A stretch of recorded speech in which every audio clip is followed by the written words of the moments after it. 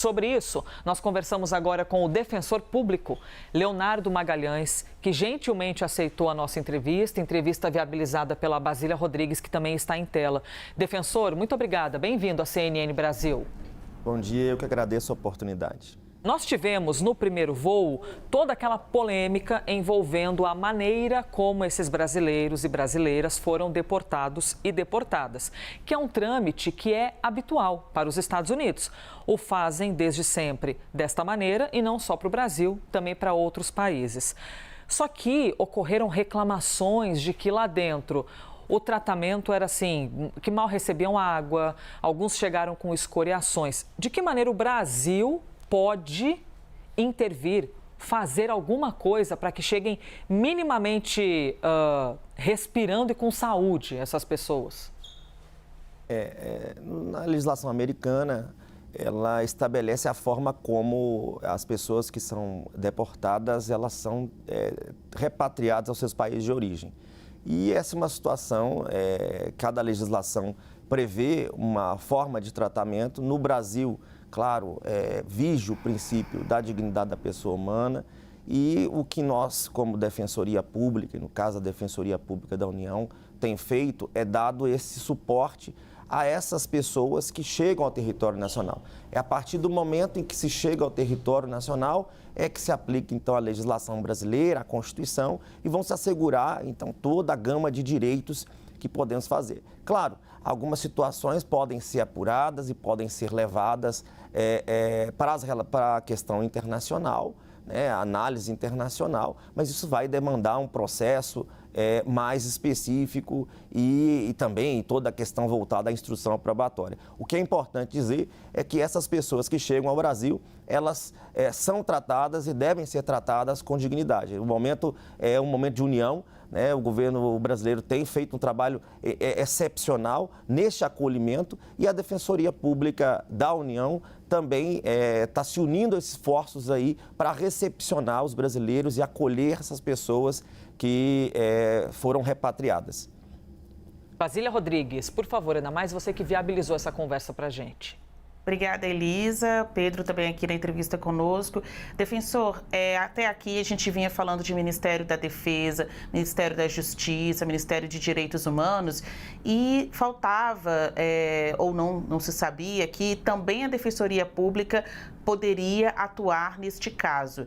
Como? Essas pessoas estão vindo de outro país, obviamente elas são cidadãs brasileiras, mas como que elas vão procurar a defensoria e podem reivindicar quais tipos de direitos por meio dos defensores que têm como atribuição, além do assessoramento, entrar na justiça para pedir um direito? De quais direitos nós estamos falando? E obrigada pela entrevista, ainda mais porque amanhã, sexta-feira, o senhor estará em Fortaleza para receber esse novo grupo de deportados.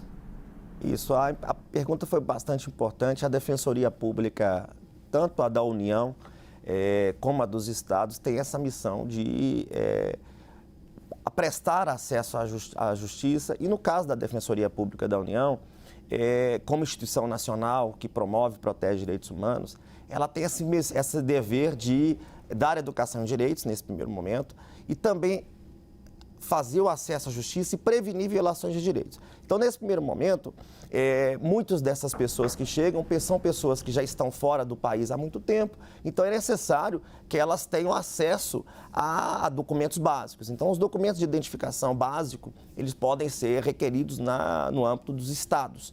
Mas, no que se refere a acesso a benefícios sociais, assistenciais, previdenciários, como, por exemplo, nós temos casos de pessoas que precisam ser incluídas no cadastro único para serem beneficiárias, porque muitas dessas pessoas são famílias que vivem em condições de vulnerabilidade. Então, é para isso que a Defensoria Pública da União está. Então, dos direitos a garantir essa proteção previdenciária, a proteção assistencial e também naqueles casos internacionais, porque alguns casos de pessoas que já trabalharam formalmente no país e que poderiam eventualmente contar com um tempo de contribuição, e aí nós vamos poder analisar esses casos para saber se é possível contabilizar esse período trabalhado no exterior para incluí-lo no Brasil. O nosso objetivo aqui, nesse momento, é deixar claro a importância de acolher essas pessoas, de dar essas informações. Por exemplo, nós tivemos recente a criação da carteira de trabalho digital. Então, muitas dessas pessoas vão precisar se adaptar a essas situações, regularizar o CPF, por exemplo, e elas podem contar com a Defensoria Pública da União. Tanto nas nossas sedes nas capitais como no interior. Então, a gente sabe que um desses direitos vai ser essa integração também no sistema de saúde. O objetivo é que as pessoas saibam, conheçam que direitos, elas possam ser reintegradas socialmente no convívio do Brasil. E para isso, claro, elas podem contar com a Defensoria Pública da União e também das defensorias estaduais. Pedro Duran também está conosco, nosso analista. Pedro, por favor. Obrigado, Elisa. Defensor, obrigado pela conversa. Vou chegar aqui um pouquinho pertinho de ti, porque quero fingir que a gente está tomando café aqui, que a gente não está numa entrevista séria, para aproveitar, eu estava esperando esse momento para tirar algumas dúvidas que eu tenho genuínas desse processo de deportação. Perfeito. Dá bom dia para a Basília, que também nos conseguiu organizar essa conversa. Vamos fazer um ping-pong aqui, defensor, para ver se a gente consegue esclarecer algumas coisas aqui que acho que podem ser interessantes para quem está acompanhando. O sujeito que volta deportado dos Estados Unidos para cá, ele vem num voo dos Estados Unidos, né? Pago pelo governo americano, é isso? Isso.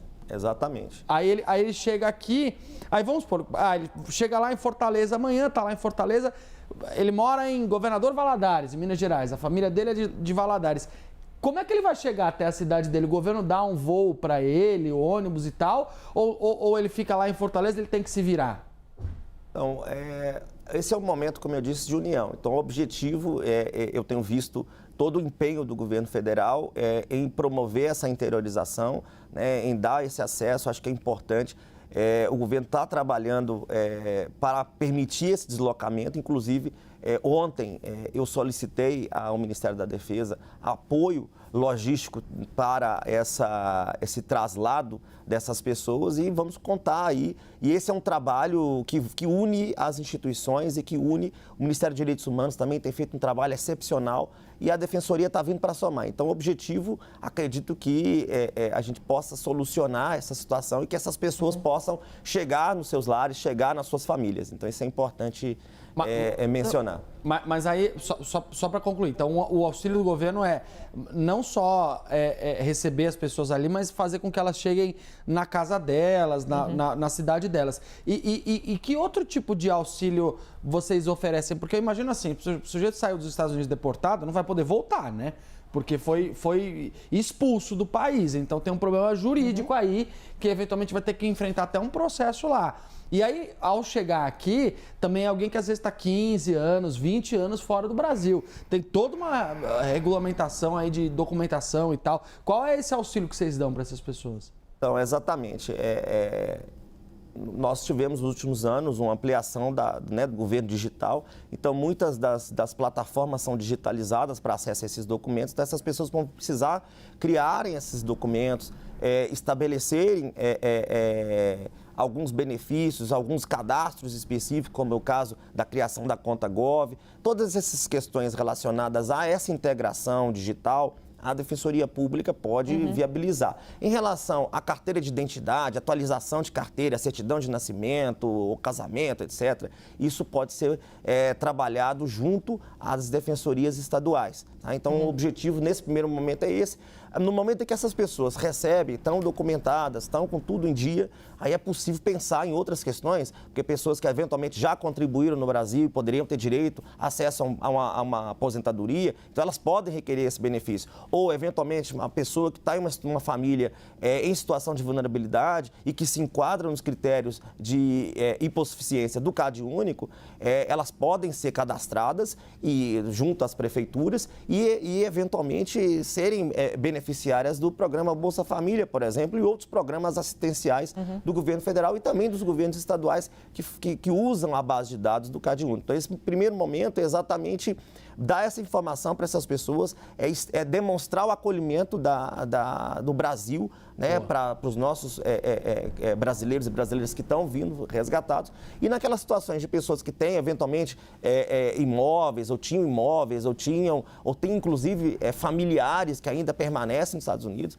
é possível também que a gente possa tentar fazer algum tipo de interlocução, a Defensoria da União. Nós estamos em diálogo permanente com o Ministério das Relações Exteriores, com os consulados, para ver a possibilidade dessa assistência também no âmbito internacional. Então, o objetivo é deixar claro, e a mensagem que eu quero também passar é que nós precisamos receber essas pessoas com dignidade. E as instituições, elas estão abertas a fazer todo o acolhimento e é um momento que a gente precisa de união. Um momento de levar essas pessoas, de integrar essas pessoas. Então, esse é o nosso trabalho. Basília Rodrigues. Aí o senhor explicou sobre a possibilidade de receber Bolsa Família, essa atuação da Defensoria, até de eventualmente ajudar essas pessoas a rever os seus filhos. Tem algumas questões de disputa também na justiça de lá, pessoas que eram casadas com alguém que continuou morando nos Estados Unidos. Então, chegam aqui e nem sempre tem um advogado, né? Nem sempre tem uma assistência jurídica, por isso a importância da Defensoria. Elisa, eu não sei se a gente já está caminhando para o finalzinho da entrevista, se eu posso fazer uma pergunta sobre um outro assunto ou se a gente segue tratando dos deputados. Temos 2 minutinhos, Basília, se a gente conseguir encaixotar tudo isso. Perder aqui a oportunidade de perguntar para o senhor quais são as chances do governo e também da Defensoria de ver o pagamento do pé de meia realmente acontecer, aquele programa para estímulo dos estudantes do ensino médio que foi vetado por decisão do Tribunal de Contas da União, né? Os recursos estão suspensos. Aqui no acompanhamento processual a gente checa que a DPU entrou nessa, mas por quê? Então, a Defensoria, ela vem, no caso da DPU, que é a instituição nacional que promove e protege direitos humanos, levar a visão social. Nós estamos, é uma política importante, uma política que inclui pessoas pobres, pessoas periféricas, pessoas muitas vezes negras que não têm oportunidade de ingresso na economia formal.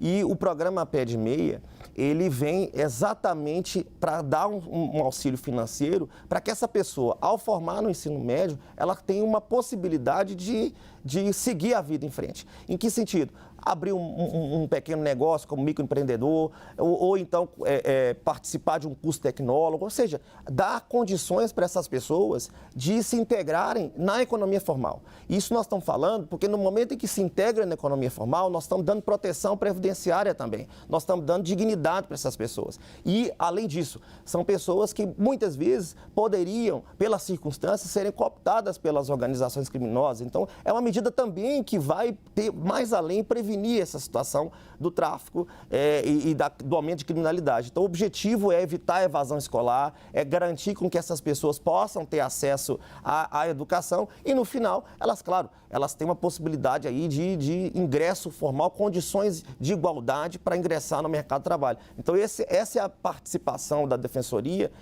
da União neste sentido da importância desta política pública para poder resgatar, dar dignidade para esses estudantes, né? Porque nós estamos falando de pessoas que estão registradas e que estão no cadastro único, então pessoas que pertencem a famílias em situação de vulnerabilidade e que precisam desse apoio, né, para que elas possam prosseguir. Então, como é que a gente quer um trabalho formal, com a carteira assinada, se a pessoa não consegue finalizar o estudo básico, que é o ensino médio? Então, é nesse problema, nesse intuito que a Defensoria Pública da União fez essa solicitação de ingresso como amicus curiae, que é a palavra jurídica, o termo jurídico que nós utilizamos, mas para trazer essa visão social, da importância. Nós estamos falando aqui de 4 milhões de jovens e também de jovens adultos que são beneficiários. E eu tenho a certeza e acredito muito nos ministros da Corte de Contas que vão estar também sensíveis a essa situação e podemos avançar e garantir esse programa, que é um programa muito importante de inclusão escolar, inclusão de pessoas no sistema e garantir condições no futuro dessas pessoas elas estarem trabalhando, terem um emprego formal e terem toda a proteção que isso significa do âmbito da assistência, previdência, assistência, saúde, etc. Basília Rodrigues e Pedro Duran, obrigada por participarem dessa entrevista com o chefe da Defensoria Pública Federal, Leonardo Magalhães. Defensor, obrigada demais, por ter estado aqui conosco, por ter aceitado o convite da Basília Rodrigues. Estamos à disposição. Muito obrigada. Basília, #tamo junto, hein? Entrevista importante que a gente conseguiu compartilhar aqui com a nossa audiência.